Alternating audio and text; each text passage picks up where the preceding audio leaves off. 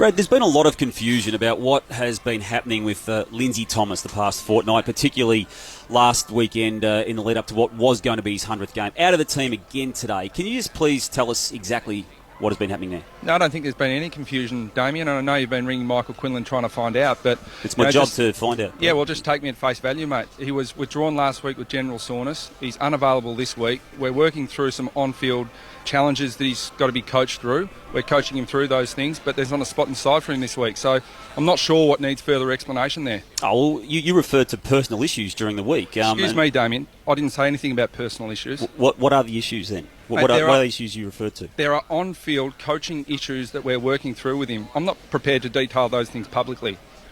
Well, I think it's been very confusing for what it's worth. And I'm not the only one who thinks that way. And I'm happy to always take people at their word, and that's why I haven't asked anything until today about it. But didn't I just clarify things? I think it's pretty simple, Damo. Like, mate, as I've explained it, he was out last week with general soreness. This week he didn't get his spot back.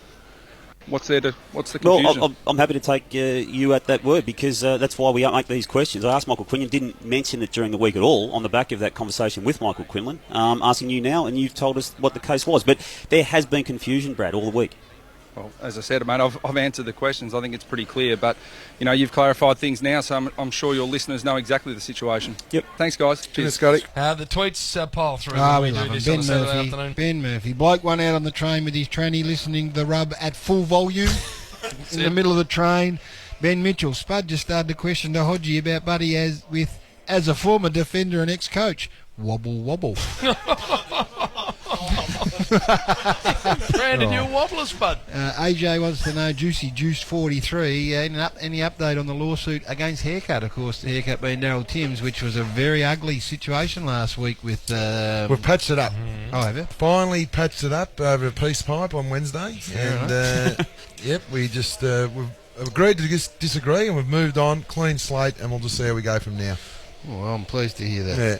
What else? Any comment on the Warrior? Nathan Buckley's got a much better AFL win-loss record. Oh, well, come on, Nathan. That's only after 8 games. Gilligan giving a quick backhander from Brad Scott. Did I read that one out? Yeah. I've already read that, have I? No, but it's good. No. Peter Jordan, Damo out on his feet. First Spud and now Scotty. So they love the little take-that-seat between Damo and Brad Scott. Just on the topic of that tater-tate, Garry, Lindsay Thomas has actually kicked 6 goals today for North Ballarat that is in the VFL, so those issues that may have been around... Got another one here. Well, maybe it means he's fixed them, Damo. Maybe it does. That's what he was talking about, perhaps. One more here that says, I'm officially putting Spud on, in quotation marks, my friend watch. He reckons you've done half a dozen so far. Have I? So I don't worry about it, but I like it. Because when I you don't take say, it personally. listen to me, What's his friend. name? What's his name? His name? I won't take it personally. What's his name? FYI Ben.